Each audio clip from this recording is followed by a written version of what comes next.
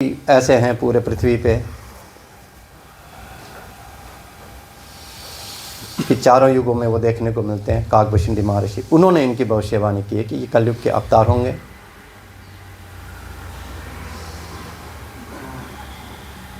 अनंत कलाओं के स्वामी होंगे। बस जी रिलैक्स। भगवान राम जब विष्णु का अवतार मानते हैं, जो आए तो 2 कलाएं लेके आए। जब भगवान श्री कृष्ण आए तो वो 16 कलाएं लेके आए। इनको लिखा हुआ ये अनंत कलाएं लेके आएंगे। अनंत कलाएं का मतलब उतनी ज़्यादा पावर लेके आएंगे, कोई लिमिटलेस। तो इनके बारे में काकभूषुंडी महर्षि ने लिखा हुआ है। इन्होंने आम गृहस्थियों के लिए 7 आसन बताएं, वो कमाल के आसन है, वही मैं आज कराने वाला हूँ। सबसे पहले आप लोग लेट जाएं शवासन में, सभी लोग कर सकते हैं।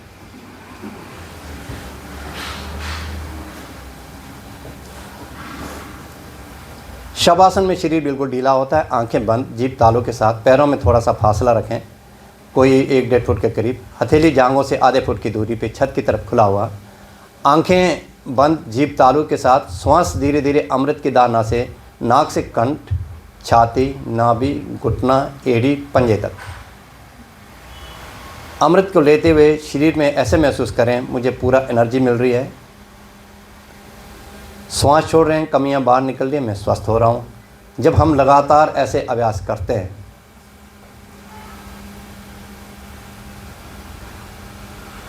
कहने का मतलब हम श्वासों को खाली जाने नहीं देते, श्वासों में पूरा खो जाते हैं, अपने शरीर के अंदर श्वासों का ध्यान करते हैं, तो इससे मन की एकाग्रता हो जाती है। बॉडी तो रेस्ट में है ही है, शवासन में मन भी रेस्ट में आ जाता है। सबसे बड़ी बात है मन को रेस्ट नहीं मिलता। हम सोते हैं तो भी मन चलता रहता है, पर शवासन में हम मन को पूरा रेस्ट में लाते हैं। मन को ढीला नहीं छोड़ना है, उसको श्वासों को फॉलो करिए। यतर मना लियते ततर प्राणा लियते, यतर प्राणा लियते ततर मना लियते। अपने उपनिषदों में ऐसा किया हुआ है, कहा हुआ है, योग के ग्रंथों में ऐसा कहा है कि जहाँ श्वास जाता है वहीं प्राण रहता है, जहाँ प्राण रहते हैं वहाँ श्वास रहता है। इसका मतलब अगर हम श्वासों को साध दें तो हम अपने प्राण को साध सकते हैं।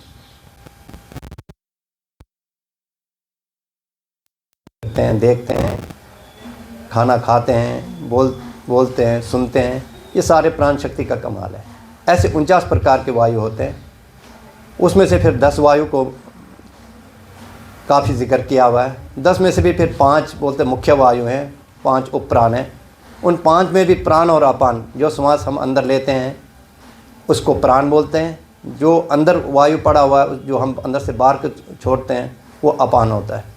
वो प्राण और अपान को मिलाना, गहरा सांस लेना, थोड़ा वहाँ रुकना और धीरे धीरे छोड़ना, ये मन की एकाग्रता में काफ़ी मदद करता है। प्राणायाम में तो हम करते ही करते हैं। शवासन या कोई भी आसन करते हैं, हमें श्वासों में ध्यान देते हुए करना है ताकि हमें आसनों का पूरा लाभ मिल सके। अगला जो आसन करना है नाड़ी तान है। नाड़ी तान, एड़ी पंजे मिलाना है, हाथ की उंगलियां आपस में फंसाएं, हाथ की हथेलियां उंगलियों को आपस में फंसा के हथेली को छत की तरफ तानते हुए पीछे ले जाएं, पंजों को आगे की तरफ स्ट्रेच करें, हाथ पीछे, पंजे आगे की तरफ। यथाशक्ति जितनी देर रोक सके रोकना है और श्वास छोड़ते हुए हाथ को धीरे धीरे नाभि पे लाना है, पंजों को ढीला छोड़ देना है। हाँ।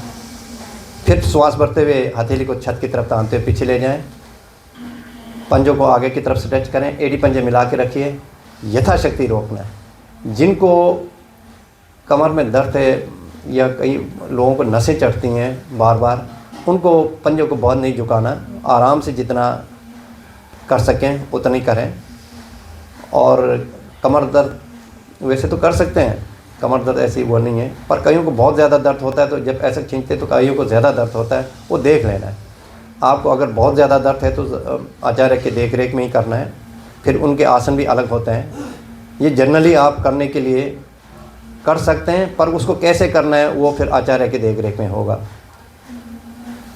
नाड़ी तान समस्त शरीर की है, इसमें ऑक्सीजन की मात्रा पूरी बॉडी को मिल जाता है, क्योंकि लंग्स को हम पूरा फुला रहे हैं, श्वास को के रख रहे हैं और पूरी नाड़ियाँ खिंची हुई हैं। यथाशक्ति रोकें, फिर धीरे धीरे श्वास छोड़ते हुए डेली रूटीन में हम इसको 5-7 बार करते हैं, पर प्रॉब्लम के हिसाब से हम इसको 15-20 से लेकर 50 बार तक भी जा सकते हैं। श्वास रोग है, हृदय रोग है, ब्लड प्रेशर कंट्रोल में नहीं हो रहा है, तो वो आपको आचार्य बताया कि आपको इतने बार करना है तो आपका ये चीज़ में लाभ मिलेगा। तो ये एक जनरली है कि आप 5-7 बार इसको करें और शवासन में आ जाएं। शवासन में शरीर बिल्कुल ढीला, आंखें बंद, जीभ तालू के साथ, श्वास अमृत की धारणा से। हर आसन के बाद शवासन करना है। शवासन में शरीर शव की तरह ढीला छोड़ना है, पर मन को ढीला नहीं छोड़ना। श्वासों में अमृत की धारणा से नाक से लेके पूरे पंजों तक पहुंचा देना है। फिर धीरे धीरे श्वास छोड़ते हुए कमियां बाहर निकल रही है, मैं स्वस्थ हो रहा हूँ, शरीर में ठीक हो रहा है। ये आप शवासन हर आसन के साथ करते रहना है। नाड़ी तान जैसे कर रहे थे हम, कई लोग फ्रोजन शोल्डर वाले थे, वो ज़रूरी नहीं है कि हाथ नीचे पहुँचे। कोशिश करें जितना आप आराम से ले जा सकते उतना ही ले जाइए। कुछ समय के बाद आपका धीरे धीरे हर रोज़ प्रैक्टिस करने से, कईयों का बहुत ज़्यादा होता है, शुरू वाले जैसे होते हैं उनका कंट्रोल में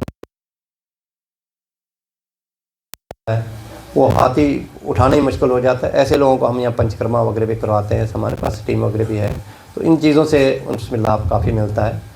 फिर उसके बाद हम आसनों पे लाते हैं तो धीरे धीरे होने लग जाता है। अगले आसन के लिए करवट लेके बैठ जाएं, जो आसन नंबर 2 है। बैठ जाइए, सभी लोग बैठ जाएं, करवट लेके बैठ जाएं, चौकड़ी मारें, हाथ घुटने पे रखना है, कंधों को गोल गोल घुमाना है। शुष्णोली इसको बोलते हैं।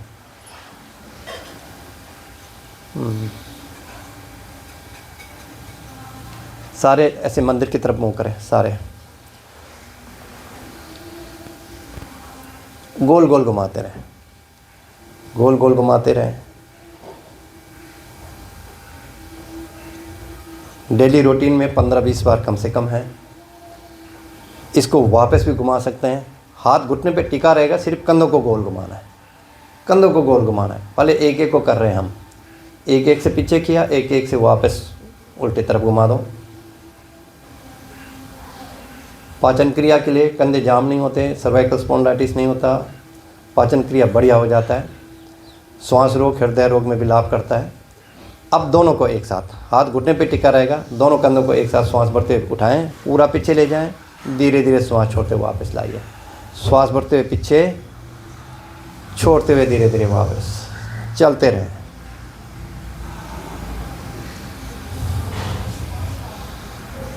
चलते रहें, घुमाते रहिए।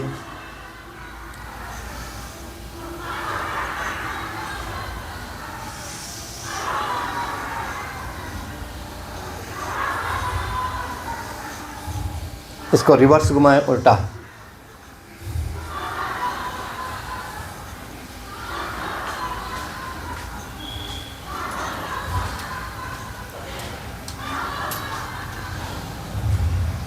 बस, फिर थोड़ा रिलैक्स, कंधे से लेके पूरे बाजू को दबाएं। दाएं हाथ से बाएं तरफ, बाएं हाथ से दाएं तरफ, दोनों तरफ ऐसे करना है।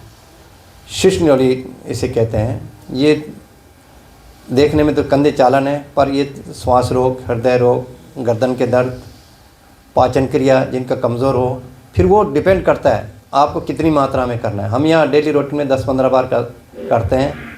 अगर किसी का सिस्टम कमज़ोर हो तो उसको धीरे धीरे धीरे धीरे हम इतना करवा देते हैं, 5-5 मिनट तक एक ही आसन कराते रहते हैं, और कम से कम वो गिनती से बाहर हो जाता है, पर पाचन क्रिया उसका बढ़िया हो जाता है।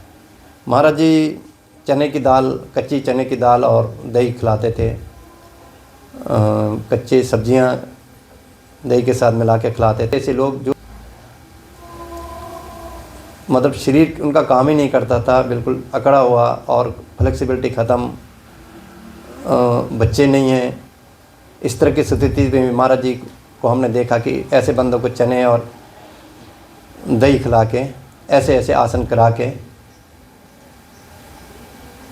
जो डॉक्टरों ने मना किया था कि तेरा बच्चा नहीं हो सकता, उसके भी बच्चे पैदा कर दिए। ये गुरुओं की कृपा भी होती है, इन आसनों का करामात भी होता है, और ऐसे ताकत भी आ जाता है अगर हम नियम से करें तो। अगले आसन के लिए फिर शवासन में लेट जाएं।